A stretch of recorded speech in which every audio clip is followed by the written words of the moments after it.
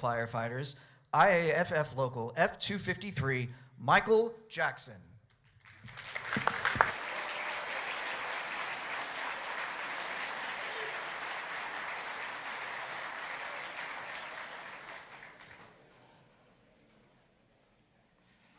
Wow, what an honor. Brothers and sisters, good afternoon. My name is Mike Jackson. I'm a federal firefighter at Joint Base Meyer-Henderson Hall, just across the river in Arlington, Virginia. We respond to a number of crises and disasters and security requirements in our nation's capital. Ever since I was a kid, I knew I wanted to be a firefighter. Every time fire trucks drove down the road, I chased them. At 16 years old, I became a junior firefighter, and the rest is history. After being on the job for more than a decade, I was diagnosed with cancer in 2021. My claim, a truth we all know, the cancer is connected to our job, was initially denied. My medical bills climbed beyond $100,000. I watched the impact on my family, specifically my wife Patty, who's a dispatcher, and my two daughters Riley and Kenzie. For years, the government has denied federal firefighters presumptive coverage for cancer, heart, and lung diseases that we have rightly earned, putting our lives on the line. This needed to change. Thanks to our next speaker, it has. For decades, the IFF advocated for all this and many more other changes, to no avail. General President Kelly made them a priority. And when President Biden was elected, he finally made the progress we'd been waiting for. President Biden has signed law after law to make sure firefighters get the benefits and support they deserve. Please welcome the person who has spent his whole career personally advocating for the IFF and who time after time has delivered for our members, President Joseph R. Biden.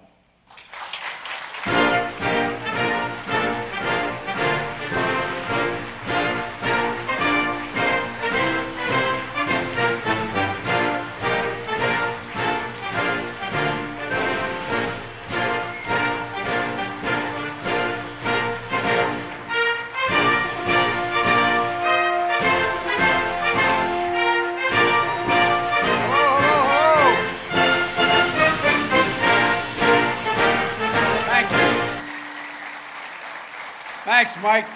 I appreciate it very much. Please have a seat if there's one you have. I said that early on in my presidency, have a seat, and then the press, there were no chairs. Press looked at it, he's so dumb he didn't even know there's no seats there. Folks, look, I want to thank your president, Eddie Kelly. He's been a friend of mine a long, long time. A lot of you have been great friends and good with my family. You know, I joined many of you virtually in October at the U.S. Fire Administration Summit on Fire Prevention and Control. I was told that I was the first president since Truman to participate, and I made sure to do it because as long as I can remember, you have been with me from the very, very beginning. First outfit ever to endorse me. There's 3 political parties in Delaware: Democrats, Republicans, and firefighters. Well, you all think I'm kidding. You all think I'm kidding. I'm not kidding, man. That's not a joke. And I got the firefighters, and I won by a landslide of 3,800 votes. Anyway, that was in 1972 when I had a little bit of hair. You know, look, throughout my career, I've tried to be there for you all because you've been with me my whole career. Many of you know that when I first started in politics, you were the first outfit, not this particular firefighting group, but the State Firefighters Association. We're the first group to really jump behind me. And you heard me say that many times, God made man, then he made a few firefighters, because you're all nuts. You're the only ones that run into flames. Everybody runs away from them. The overwhelming human instinct is to run away from danger, but when the bell rings, you run toward it, no matter what. And folks, you know, you put on that helmet, you put on that gear, you jump in the back of that truck and you jump in the ambulance, you do what you do and you do it well. And you say you're just doing your job. Well, we know it's not just a job. Being a firefighter is not what you do, it's who you are. It's who you are, it defines you. As a kid, in Claymont, Delaware. We moved down from Scranton. It used to be a steel town. There's no steel anymore. There used to be worse steel. And I lived in an apartment complex when we moved down, and up the street was a little Catholic grade school I went to called Holy Rosary. And right across the street was the Claymont Fire Hall. And that was a place where you got buried, you got married, it was the center of the town, for real, not a joke. And a lot of my buddies, we all either became firefighters, cops, or priests. And here I am. I wasn't qualified for any of them. But folks, it's been part of my career my whole life, and I'm not going to go through it all, but you literally, my fire company at home, saved my life. I came back from a trip after being away for a couple of days, and I had these terrible headaches, was diagnosed with having anyway, they had to take the top of my head off a couple times, see if I had a brain. But all kidding aside, what happened was it was a snowstorm, and I had a cranial aneurysm, and I had to be operated on immediately. And the doc who was going to do it was the best doc there was around, who was down at Walter Reed, because he had operated on so many folks. And I couldn't get down. The Republican president, offered me the Marine One to get down, but it couldn't fly because of the weather. So my fire company got me down in the middle of a snowstorm for a 9-hour operation. Saved my life. You saved the life of my sons and my 2 sons when my wife and daughter were killed right after I got elected. Tractor trailer broadside them, killed my wife, killed my daughter, and my 2 boys were on top of their dead sister and mom for, they tell me I never wanted to know the detail, but up to close to 3 hours took my fire company to jaws of life to get them out and get them to the hospital. When I was down doing the last show with Tim Russert, Meet the Press, the last show he had done, lightning struck in a pond behind my house, went up underneath conduit, caught fire underneath the floorboards of my house. And it was during the summer, air conditioning was on, smoke that thick, all 3 stories. The reason I can show you that is because every piece of furniture had to be replaced because of the smoke. But guess what? My fire company was there to go in and save my wife, get her out, the cat, and my 67 Corvette. But in all seriousness, you've been there too many times. And people don't really appreciate what you do until they need you. They don't really understand it. And you're there every single day for families all across the country. And with the climate change becoming so severe, we're calling on you more and more and more. Extreme heat and drought have turned wildfire season into wildfire years. Cities and towns have never had to confront this before, and are now facing it head on. As president, I saw firsthand the devastating wildfires that burned homes and businesses from New Mexico, Colorado, California, Idaho. I met with firefighters, many of whom are never trained to fight wildfires, saving lives and risking their own. They brought boats and rescue equipment after hurricanes in Florida, Puerto Rico, New Jersey, New York, Louisiana, all of which I've been to since I've been president. Rescuing families from ruined homes, ferrying people and pets to safety. You travel far and wide with urban search and rescue and other disaster response teams, and you help your fellow Americans take care of your own. Take care of your own. You don't just show up at disasters. In many of the places I've been in the last year with all these disasters, the very firefighters who were helping out, their homes were burning while they were helping. Their homes were burning. They were still showing up to the job. You show up every single time that bell rings. You respond to hundreds of thousands of fires, medical calls, and other emergencies. When the building collapsed in Surfside because of the foundations going on, it was firefighters pulling people from that wreckage when I was down there. When mass shootings ripped through communities from Michigan State University to Monterey Park and El Paso to Buffalo, you rushed in to save lives with your own law enforcement partners. Look, this is tough work, and you bear the scars, and you paid the price for your courage. Just last week, I lost one of my own. Well, you lost, one of your own in a 4-alarm and fire in Buffalo. Firefighter Jason Arno, 37 years old, just married, young daughter. To Jason's family and the firefighting families here today and around the country who've lost someone's loved ones and colleagues, we can never thank you enough. We can never repay you.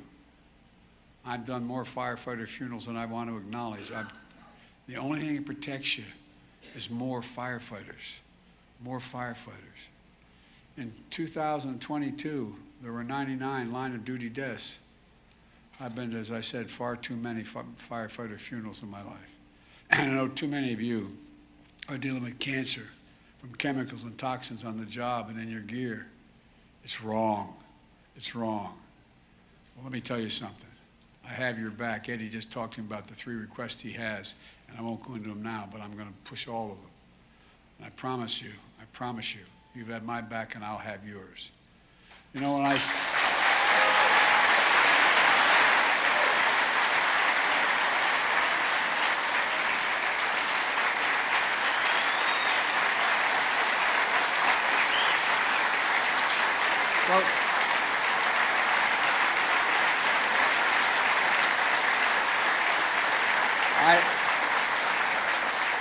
thank you, but I should be clapping for you. You know, when I served in the Senate, I fought to create the Safer Grant Program. As Vice President, I worked to double its funding. In my first months as President, I invested $350 billion from the American Rescue Plan to help states and cities keep firefighters on the job during the pandemic.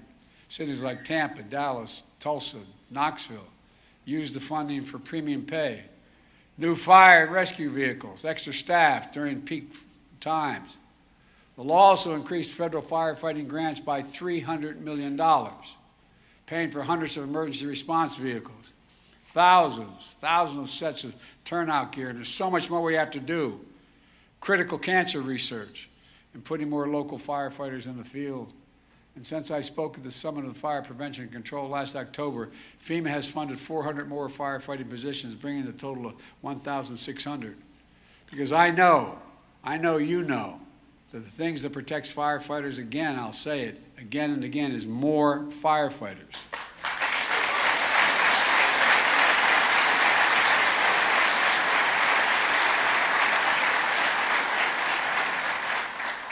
My dad used to have an expression for real. My dad was a real gentleman, never went to college, but he was a guy who cared a lot. And my dad used to have an expression. He said, "Joey, a job's about a lot more than a paycheck. It's about your dignity. It's about respect. It's about being able to look your child in the eye and say, honey, it's going to be okay." That's why I fight so damn hard to protect your right to collective bargaining.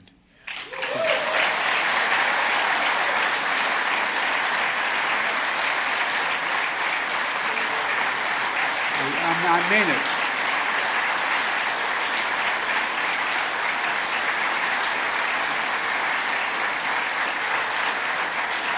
And to make sure you have what you need to manage the risk of your job. Today, emergency response and preparedness standards, including the rules on fire brigades, are outdated and incomplete. They don't address the full range of hazards we face, and they lag behind the latest innovations in protective equipment, industrial standards, and so much more. That's why the Occupational Safety and Health Administration convened a multiple agency panel to draft better standards to protect folks like you, to protect all the rest of it, who protect the rest of us.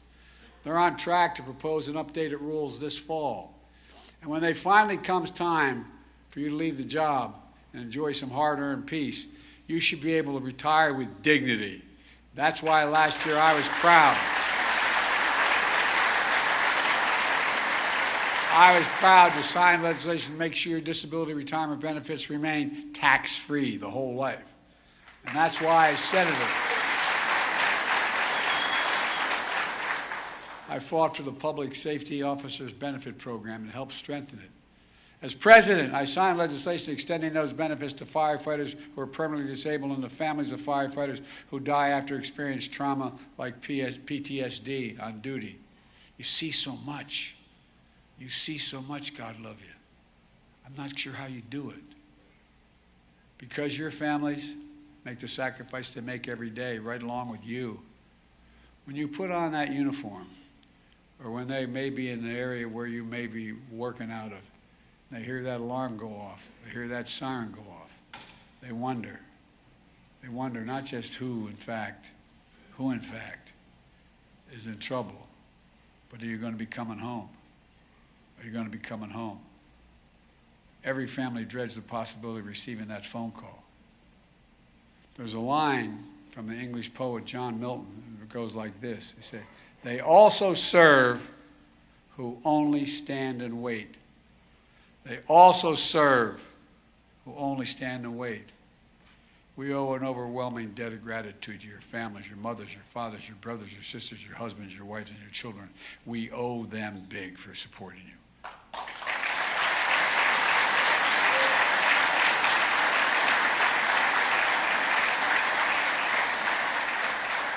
No matter how much we kid around, guys, joke, and I've been hung out with too many firemen, too many fire events, what you do takes enormous courage.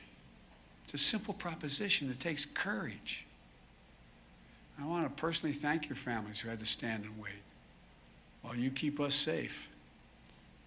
Much of what we're doing is about your right to be treated fairly, with dignity and with respect. Part of that is making the tax system as fair. By the way, we can make all these improvements and still cut the deficit if we start making people pay fair share.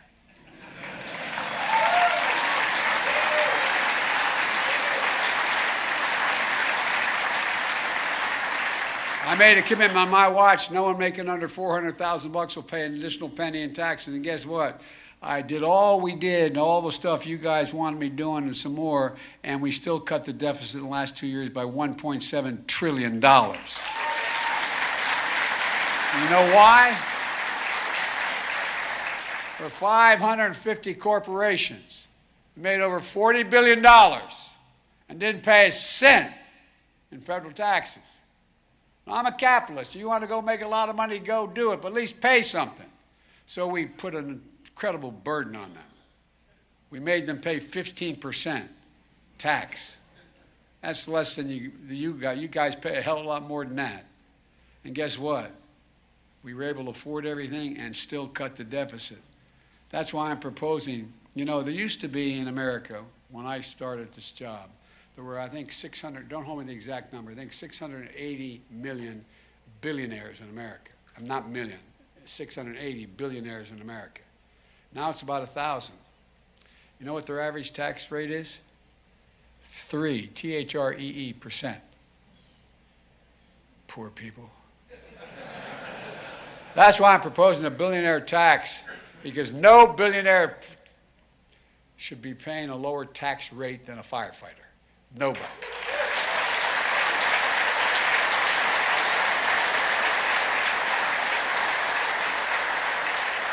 By the way, they still have hundreds of millions of dollars. It's not like it's going to be a great sacrifice.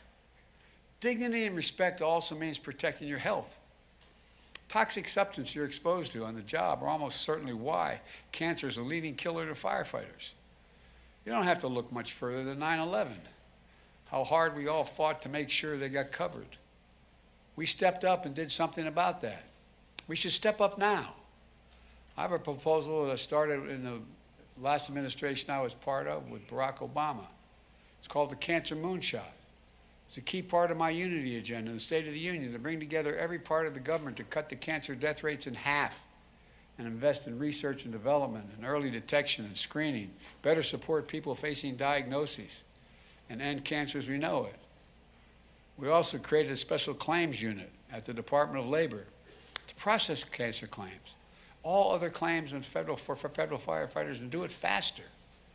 We're going after toxic exposure to PFAS, so-called forever chemicals, that for years have been in your gear, your equipment, your fire supervision agents. You know, they depend, that you depend on to be able to do your job. I signed legislation to fund research aimed at understanding the risk you face from PFAS and how to mitigate it.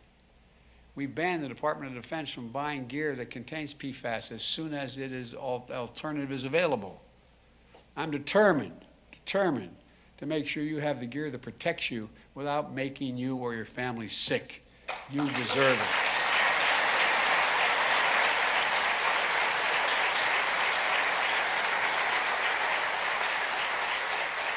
We can do this. I met with every major cancer research facility in the world but one. from Asia to Europe, the Middle East. And guess what? We can do it. We got to fund it. In December, I was proud to sign the Federal Firefighters Fairness Act, giving more than 10,000 federal firefighters and their families critical workers' compensation and other benefits by making sure certain kinds of heart problems, lung disease, and cancers are presumed to be caused by the job.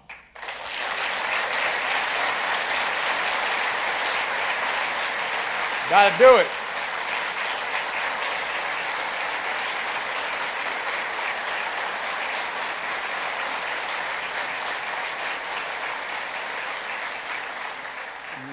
Excuse, as they used to say when I was a senator, point of personal privilege. I'm wearing a tie that has the insignia of the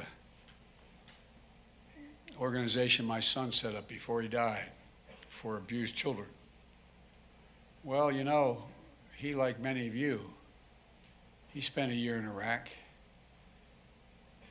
He was given a number of awards. Bronze Star, Conspicuous Service Medal. But the problem was he went one of the healthiest guys in his outfit. He was the Attorney General, gave up his seat so he could go to Iraq with his National Guard unit. But he was downwind from one of those toxic dumps. And he came home with stage 4 glioblastoma, for which there's no cure. And he died. The idea, and that's why I worked so hard to get that legislation passed for veterans, that you have to prove beyond a doubt what caused it when it's obvious what was in the air. It's just wrong. Senator Klobuchar and Congressman Pascrell, are working on what they call the Honor Act, to extend public safety officer benefit program to cover firefighters who die from cancer. I support it. Congress should introduce it, pass it, and get it to my desk for me to sign it.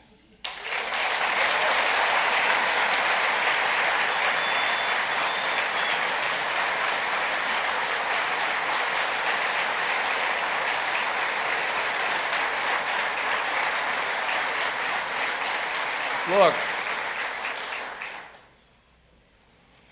no one's saying you didn't know this was a dangerous profession when you joined it. That's who you are. It's about helping other people. Like I said to a couple of you downstairs, I don't know any other group of people who risk their lives to save someone's home or property, and the next day are out there in a corner with a boot, raising money to help them rebuild their home.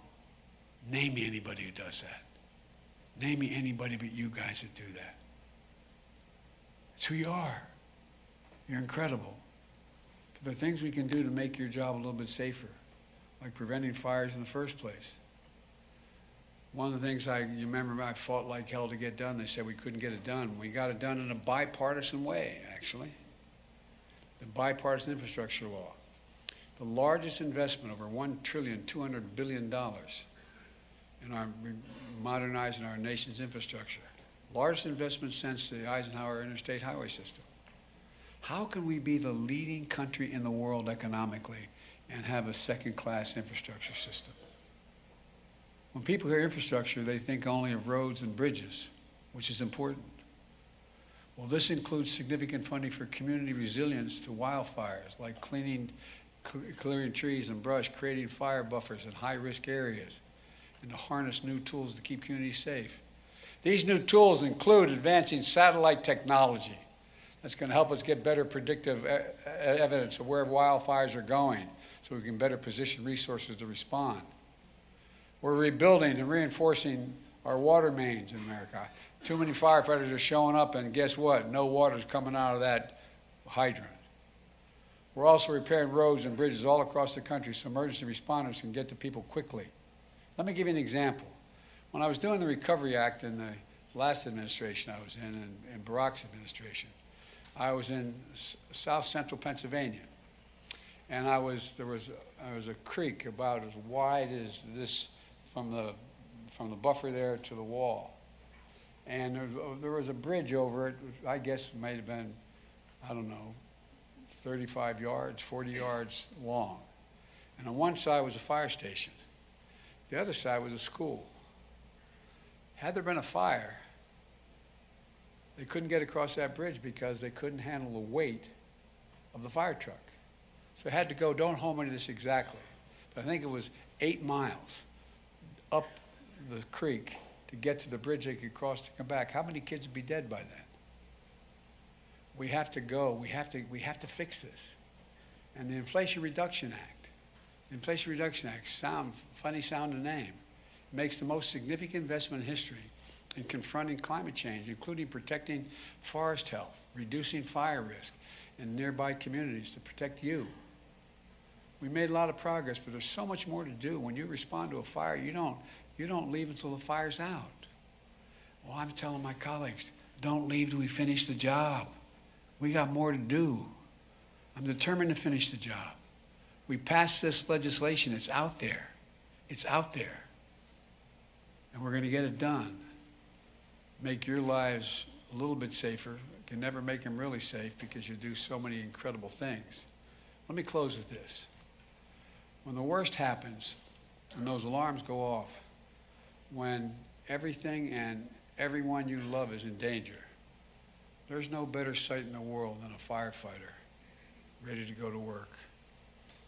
So thank you for being who you are, and I mean this from the bottom of my heart. It's personal. Thank you, thank you, thank you. And thank you to all the heroes you represent. We're on alert, on call, communities all across the country this very minute. You guys are the best, you women are the best, and that's not hyperbole. You're the very best America has to offer. We owe you, and I promise, as long as I'm standing here, I will never forget what you did for me, for the country, and for all of us. Thank you, thank you, thank you. God bless you, and may God protect all firefighters. Thank you.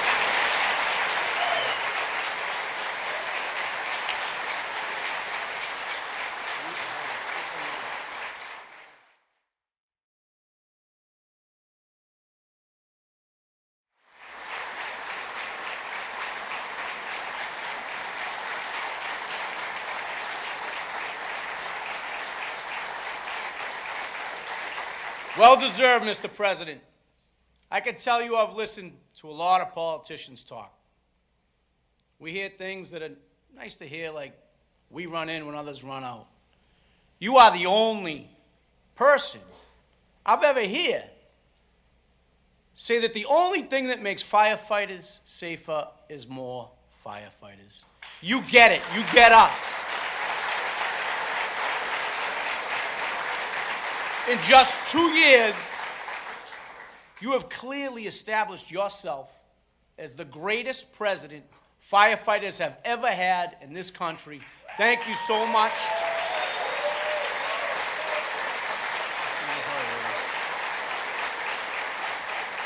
You're making our very dangerous job as safe as it possibly can be, one leadership decision at a time, and we thank you. And we thank you on a personal level. One of our IFF members' son, a naval officer, is caught up in the politics in Japan, and we thank you for personally trying to help the Alconis family.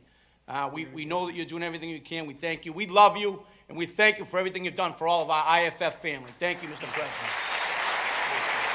Thank you.